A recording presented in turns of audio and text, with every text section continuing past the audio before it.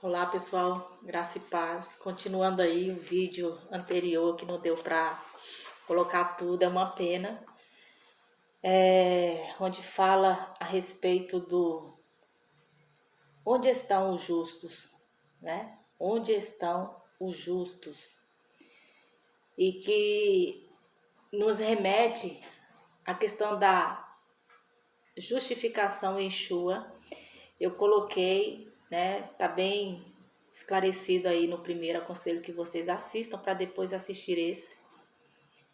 Eu vou continuar lendo aqui Tiago 5, tá? É Tiago 5, que fala a respeito da oração da fé. Eu li até o verso 16, tá? Onde foi colocado lá a respeito dessa coisa dos pecados, né? Se caso houver cometido pecados, esse será perdoado. Portanto, confessem os seus pecados uns aos outros e orem uns pelos outros, para serem curados. A oração de um justo é poderosa e eficaz. Porque trata aqui de pessoas que já fazem parte do corpo, né? Trata-se de pessoas que estão em comum acordo, congregando junto aqui. Não é uma congregação comum, com sem braço, ou sem perna, ou com problemas, ou joio e trigo junto, não. Aqui está se tratando de pessoas que estão no caminho de fé. E se pecarem, se cometerem alguma transgressão, se acontecer, porque pode acontecer, essa pessoa ela tem uma consciência de que ela faz parte de um grupo, de uma célula de pessoas que estão dispostas a ajudá-las, a erguê-las, a conduzi-la novamente no caminho da disciplina cristã, da orientação, né? Então essa pessoa vai confessar. Não é um confessar para, vou confessar para o pastor, vou confessar para o presbítero, vou confessar para o diácono, vou confessar para o irmão que eu tenho mais afinidade, vou confessar para o padre. É confessar ao ponto de que estão todos claros de que houve aquela falha. Então a gente vai trabalhar e nós vamos orar, você será perdoado.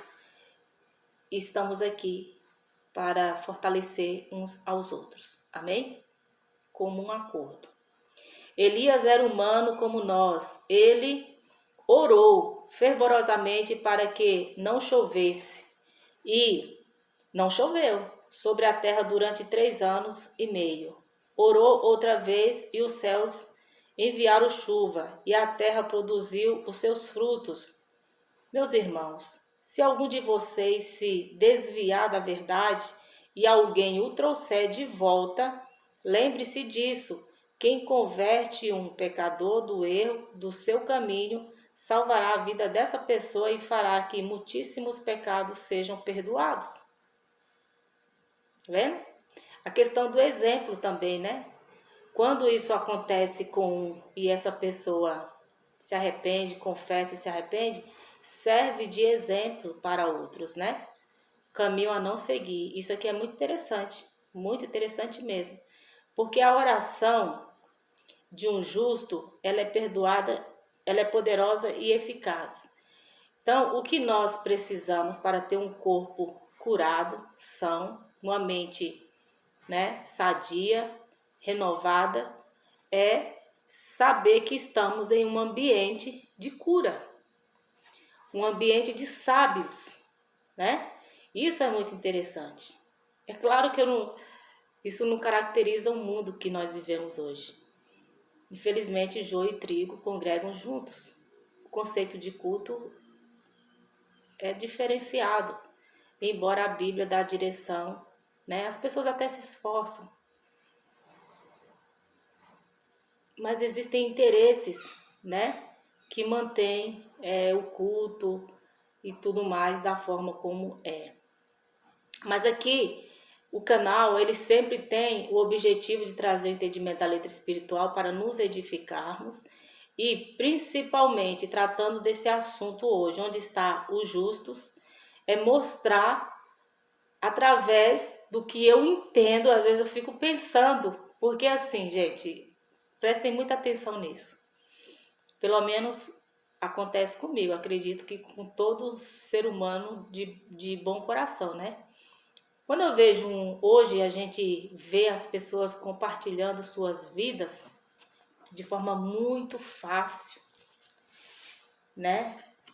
Às vezes até exageradamente, né? Mas tem um ou outro que nos alegra, assim, né?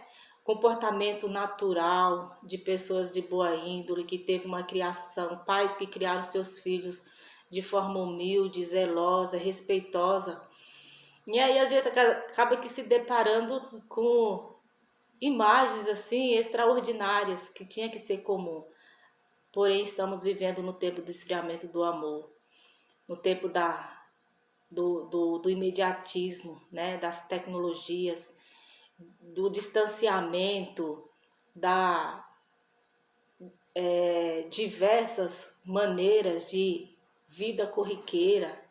Então é um negócio muito que o Criador ajude, né? Aos jovens, aos idosos, às crianças, que o Senhor nos ajude, né? A saber separar as coisas aí. Aí eu fico pensando assim, se eu, um ser humano, né? Graças dou ao Senhor pela redenção, mas eu sou um ser humano, né? Consigo ver graça, o meu coração se alegra com tantas coisas naturais e maravilhosas que eu vejo, e o olhar do Senhor. Por isso que ele não consumiu a terra ainda, né? Porque ele também se alegra. E ele não vê, muitas das vezes a gente até vê falha, ele vê no profundo, né? Então, eu vou ler aqui algumas advertências contra a insensatez, tá? Aqui em Provérbios 6, para dar conclusão ao vídeo anterior que não deu, tá? Para concluir. Meu filho, se você serviu de fiador do seu próximo, se com um aperto de mãos empenhou-se por um estranho e caiu na armadilha das palavras que você mesmo disse, está prisioneiro do que falou. Então, meu filho, uma vez que você caiu nas mãos do seu próximo, vá e humilhe-se. Insista, incomode o seu próximo. Não se entregue ao sono, não procure descansar. Livre-se como a gazela se livra do caçador, como a ave do laço que a pode prender. Observe a formiga, preguiçoso. Reflita nos caminhos dela e seja sábio. Ela não tem nem chefe, nem supervisor, nem governante e ainda assim armazena as suas provisões no verão. E na época da colheita, ajunta o seu alimento. Até mesmo você vai ficar deitado preguiçoso. Não, até quando você vai ficar deitado preguiçoso? Quando se levantará de seu sono? Tirando uma soneca, cochilando um pouco, cruzando um pouco dos braços para descansar. A sua pobreza o surpreenderá como um assaltante e a sua necessidade lhe sobrevirá como um homem armado. O perverso não tem caráter. Anda de um lado para o outro dizendo coisas maldosas. Pisca o olho, arrasta os pés e faz sinais com os dedos. Tem no coração o propósito de enganar. Planeja sempre o mal e semeia discórdia. Por isso a desgraça se abaterá repentinamente sobre ele. De um golpe será destruído imediavelmente. Agora atente-se aqui, ó. Há 6 coisas que o Senhor odeia. 7 coisas que ele... 7 coisas que ele detesta. Vamos focar aqui Porque algumas pessoas colocam como se fosse assim: ah, então o Senhor detesta 7 coisas. O Senhor odeia, né? Porque depende muito tem outras palavras que vai falar abomina. Odeia 7 coisas e 6 odeia. Ele odeia 6 coisas e 7 coisas ele detesta. Então, vamos entender como o texto está colocando, tá?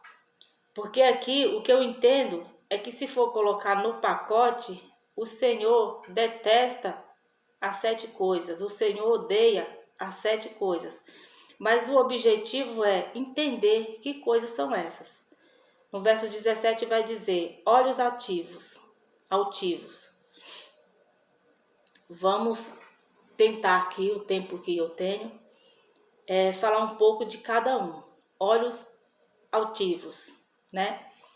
O olhar altivo, e tenta entender aí o olhar de Deus e nessa sociedade, nessa humanidade de hoje, controlada por entretenimentos, né? Então, quando você vê coisas positivas sendo compartilhadas, elas não estão sendo compartilhadas dentro de um ministério. Elas estão sendo compartilhadas no dia a dia. Como, por exemplo, um vídeo que eu vi que eu achei muito interessante. O filho chega do trabalho, aí fazem ali bem humilde, aí fazem uma surpresa para ele e o coração dele parece que ficou do tamanho, uma surpresa simples. Tinha apenas, acho que 4 pessoas na casa, os pais e uma moça e 5 pessoas em casa além dele, né? Aí a alegria dele foi tanta, ele pegou a mãe, suspendeu a mãe no colo umas 5, 6 vezes de alegria, abraçou, suponho que seja a irmã, o pai, aquela alegria, aquela felicidade, como se tivesse hoje, comparando a alegria, recebido algo que meu Pai Eterno, né, ganhou na Mega Sena, alegria, mas isso é o quê? Espontaneidade, né? E isso é muito comum em famílias que pais ensinaram seus filhos o valor da humildade, o valor do caráter, o valor da honraria, do respeito e de tudo isso. Então essas coisas elas fluem em todo o ambiente. Hoje em dia, se não tomar cuidado, não quero colocar aqui como maioria, mas grande número dos lares, é um querendo matar o outro. Voz altiva, olhar altivo, né? Às vezes as pessoas desconfiam até da sombra. Então é complicado. Mas o Senhor, o olhar do Senhor está naquele momento de culto. O que é cultuar a Deus? Aqui é uma continuação, gente. Não é o dia a dia? Não é o que nós fazemos? Eu li antes, eu faço questão de ler, né? O capítulo todo aqui. Eu li antes, e você viu a conduta de como que os conselhos para o filho tá ali, né? Faça isso, porque tudo isso gera honra. A preguiça não traz honra. A preguiça ela só traz derrota. Podemos nos dar o luxo de sentir alguma preguicinha em algum momento, depois de ter feito as nossas tarefas, de ter corrido atrás dos nossos objetivos. Tem que ter o descanso, não é preguiça, é descanso, é necessário, o corpo pede. Então, o conselho que o Senhor dá e a observação das formigas, que Ele criou tudo para servir de exemplo. Então, o olhar do Senhor está na humanidade. Não sejamos tolos de resumir o Senhor em um momento de culto. Aquilo que você vai entregar a Ele em comunhão, onde você está com os irmãos em comum acordo, é só o resultado do que foi feito na sua vida, no seu dia a dia, tá? Então, nada de olhos altivos, porque o Senhor odeia, né? Língua mentirosa. Apocalipse vai dizer que os mentirosos não herdarão o reino dos céus. Mãos que derramam sangue inocente.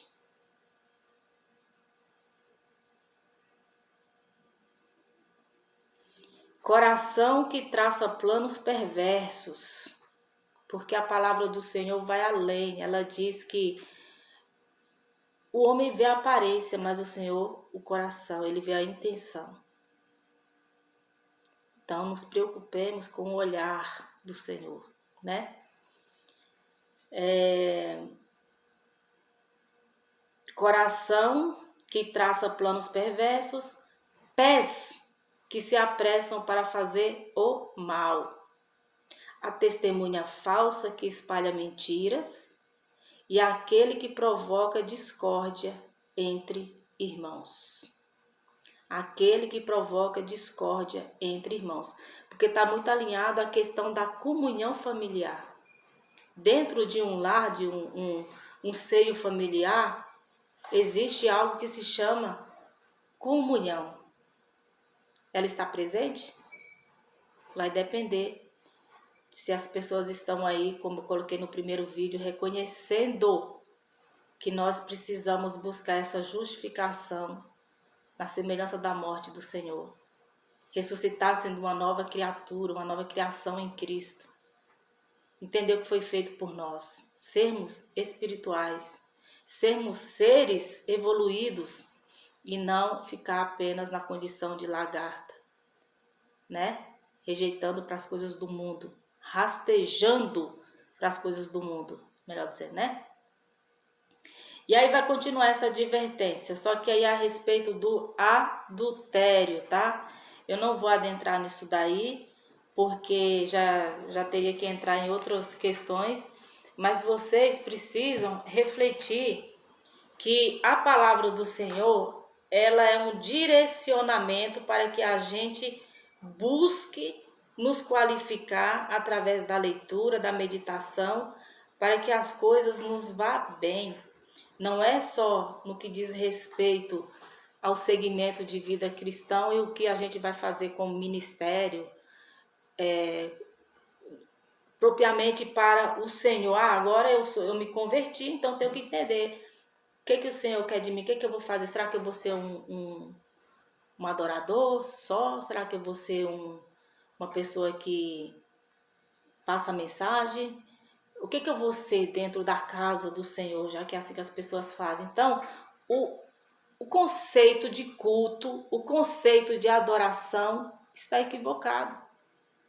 O Senhor nos criou e nos permitiu vir a esse mundo, que não vem se Ele não permitir, com propósito.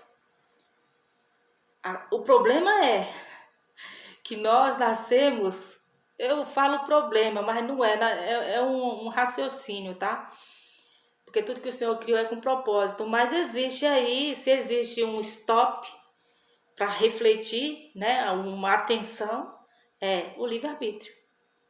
Esse livre-arbítrio nos possibilita a pecar, a cometer todas essas coisas que o Senhor odeia, que o Senhor detesta, se não tivermos orientados na palavra dele, se formos filhos rebeldes.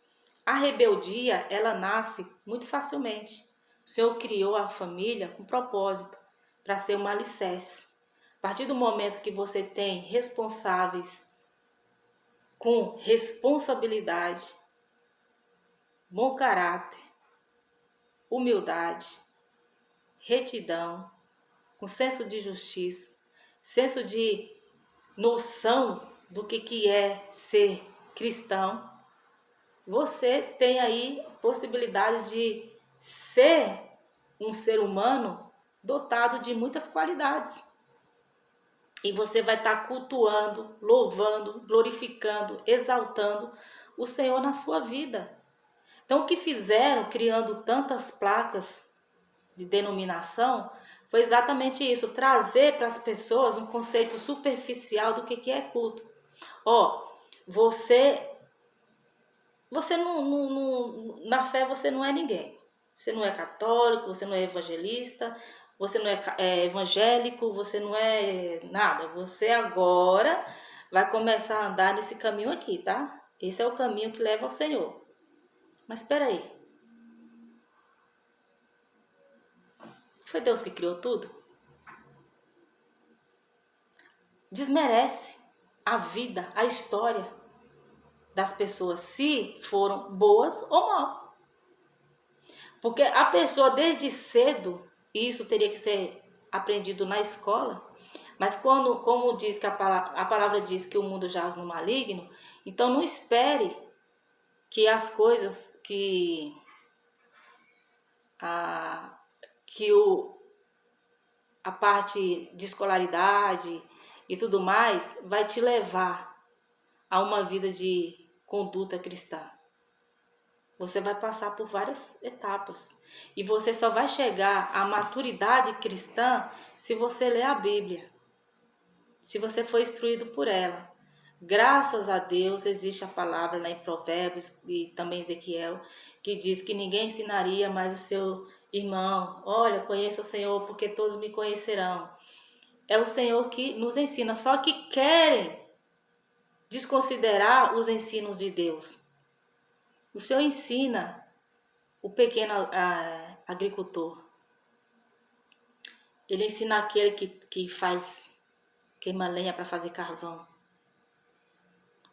Ele ensina a pessoas em condição de rua. Ele ensina a crianças em orfanatos. Ele ensina a crianças que são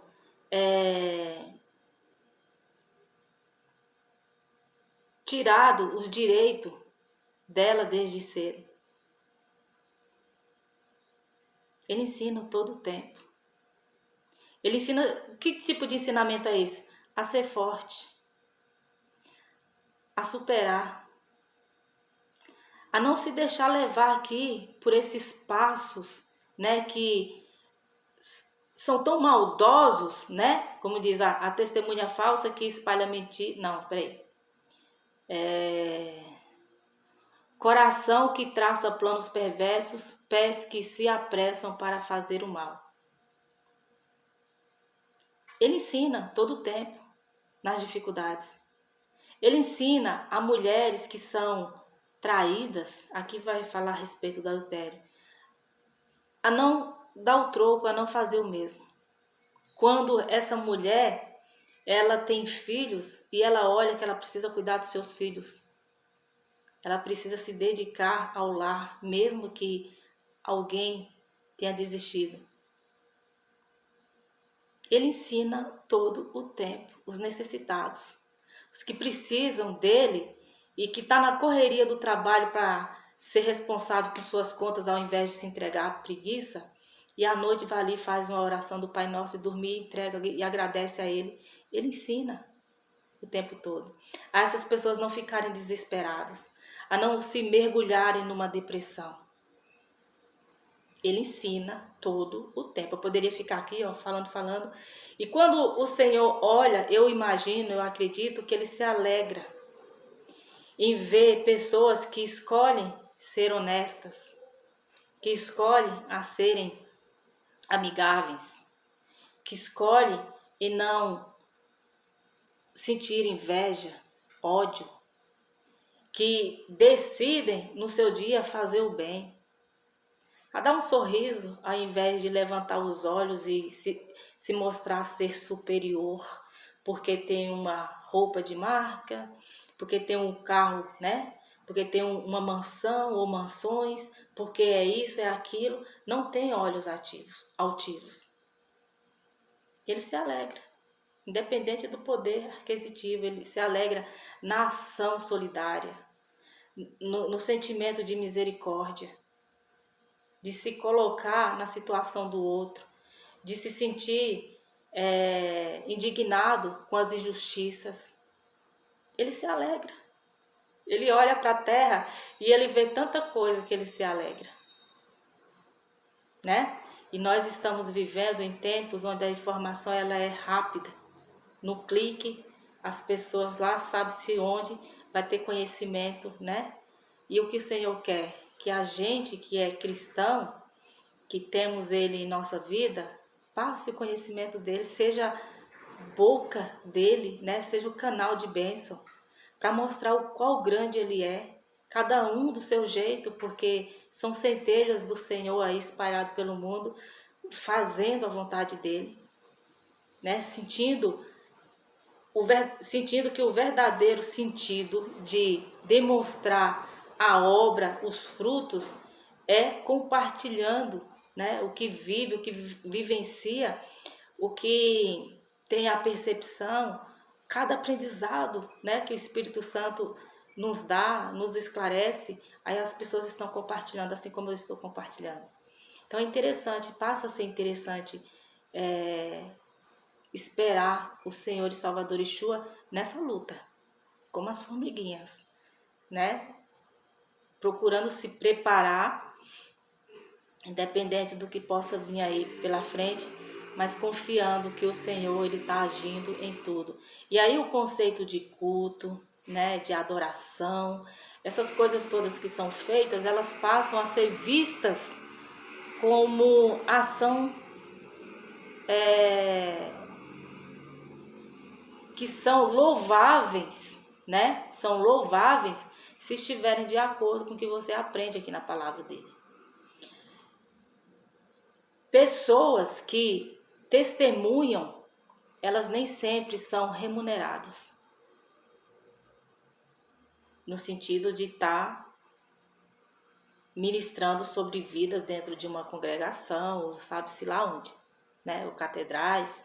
São pessoas que faz uso da sua voz, da sua vida, para falar algo a respeito do que domina, que é a palavra do Senhor, para edificar vidas. E o Senhor usa muitos, e eu dou graças ao Senhor pela vida de todos.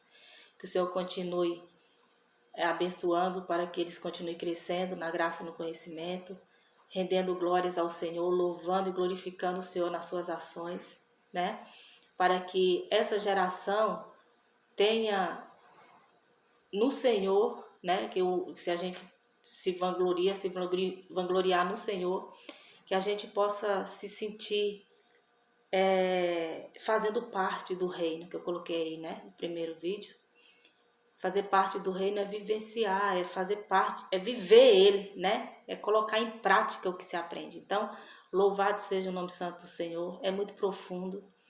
Eu sinto agraciada, eu me sinto em paz, porque eu sei que nós regamos, nós plantamos, mas é o Senhor que faz crescer, tá? Então, louvado seja o nome santo do Senhor, que não falte semeadores, que não falte evangelistas, que não falte cooperadores do Evangelho, que não falte sacerdotes no sentido de serem discípulos, né? De fato, estarem aí em comunhão com Yeshua, estarem em comum acordo com o que diz a palavra do Senhor. Então, louvado seja o nome santo do Senhor. Amém? Então, fiquem todos na paz.